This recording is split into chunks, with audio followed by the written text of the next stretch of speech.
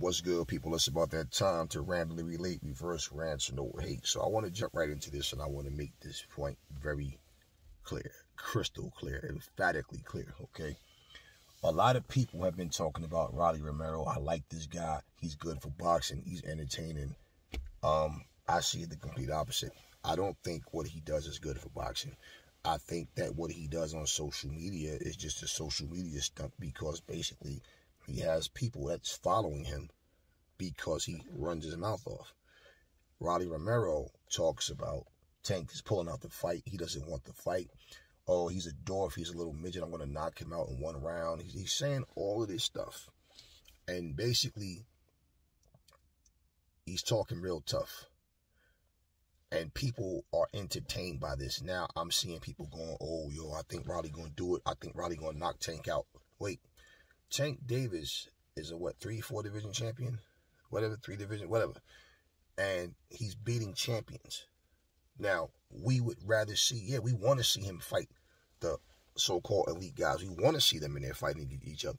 We know what Mayweather Promotions like. We know what they were trying to do. And we feel like they're holding him back from getting to those fights. Okay? Because we already know what that whole, we only want to make it where they have to come to us to make this fight happen. We don't want to help them make money. We want to make it all in-house. We already understand, what their agenda was. And so, basically, to look at Tank is like it's hurting him more than it's helping him. Because I think, honestly, Tank could beat every one of them. And the only one that I don't know, is Devin. Because Devin can box. I think Devin's the best technical boxer out of all of them. Then you got Shakur Stevenson that's probably more likely going to go up to 135. Should he win and unify, the 130 division. But at the end of the day, when I listen to Rolly talk, Rolly's name doesn't even come up in conversations about pound for pound fighters. He's known for antics.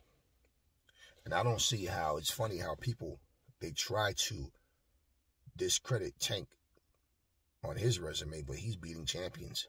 You know how many people Tank gave their first loss to? But then on top of that, you take a guy in Rolly who's done nothing. Nothing. The most talked about thing in his whole boxing career is him basically really losing to Martinez Jackson and never giving him his rematch. Like he claimed he was going to do. Now he won it back. People talk about loss and they're frowning his face up like a little spoiled kid because people were saying, nah, you lost. And he never gave him his rematch. So that's the most talked about thing of his whole boxing career. People hated Rolly simply because he's associated with Floyd Mayweather initially. Oh, this guy's garbage. He's this, he's that. But now all of a sudden, you take his worthless resume and then now all of a sudden he's better than Tank. And people are, I think he's going to beat Tank. And, yo, I like this guy. He's very entertaining. And so basically his social media antics and all the trash he talks, that makes him a viable opponent. And what's funny is, if you saw the face-off, he got punked. Tank Davis was pointing in his face, jumping at him, pointing in his face, jumping at him. And Rolly was literally, you see his head backing up. And told him, all that talk on social media, but face-to-face, where's that same energy? His trainer or manager, whatever, with the long hair, which, Tank referred to him as Booker T, okay? He basically was doing all the big talk, sitting there talking, and pretty much, Tank was going at both of them. But Rolly looked like a little scared punk standing up there, looking stupid, like literally like blinking his eyes, head jumping back. Tank was jumping in his face, pointing in his face. Where was all of that tough guy, where was all those tough guy antics then? I don't care about the outside antics. That doesn't pump me up for a fight. When you get in there, you need to back it up. I see nothing in Rolly's game other than, yes, we all know he can punch. It's no secret. But that's all he has. Tank is aware of it as well. And basically, if Tank tears his ass up the way I think he's going to tear his ass up, the first thing people are going to start doing is saying, oh, man, but he just needs more time. Let's not forget something. Tank was 23 at one time as well. And through time, as you get older and you're still fighting, people don't, every fighter don't get the same excuses. They don't get the same excuses. Fighters don't need excuses. Fanboys make them up. The fighters themselves make excuses up, but they don't need that. all of these fighters, it's like nowadays, for example, I guess by the time you're 38, then that's when now all of a sudden you're coming to your own.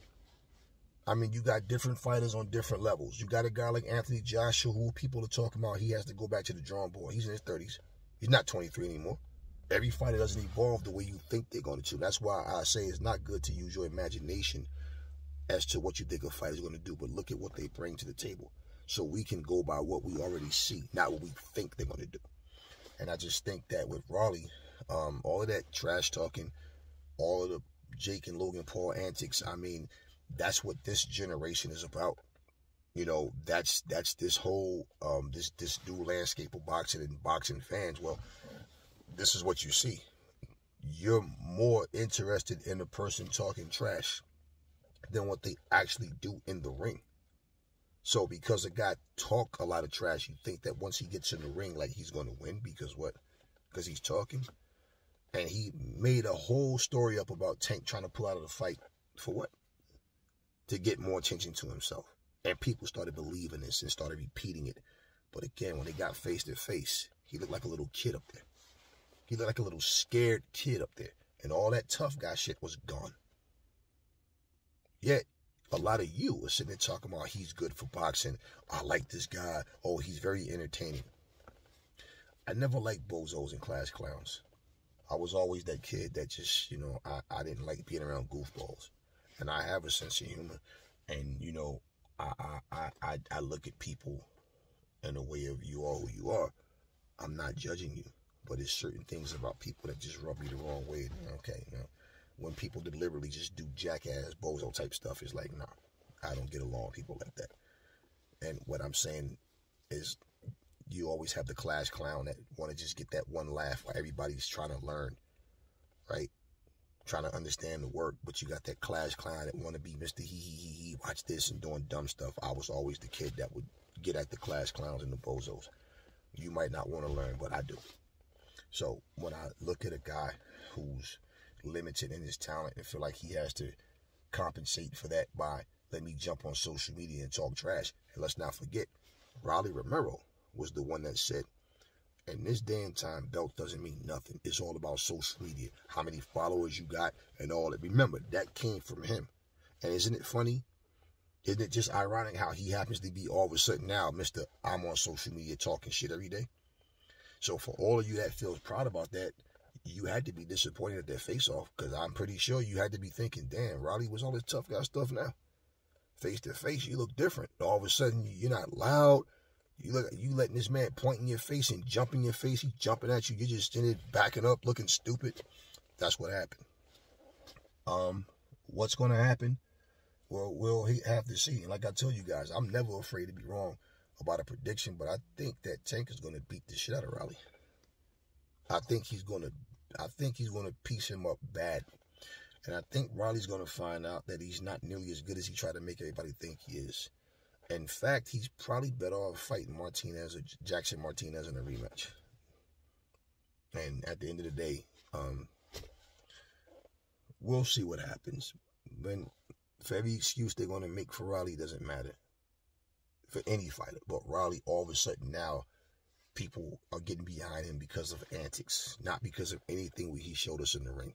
His very last performance, 99.9% of the people felt like he lost that fight. Now, all of a sudden, he's a better fighter. How? What are you going by? And for you guys that think he's going to beat Tank, you guys are believing this nonsense about, oh, Tank's trying to pull out the fight. All right. We'll see what happens, but I know what I think is going to happen. But we'll get the results. And when we do, it'll be what it is. Never fall in love with lies. Remember, the truth brings hate out of people. And I will catch y'all on the next video.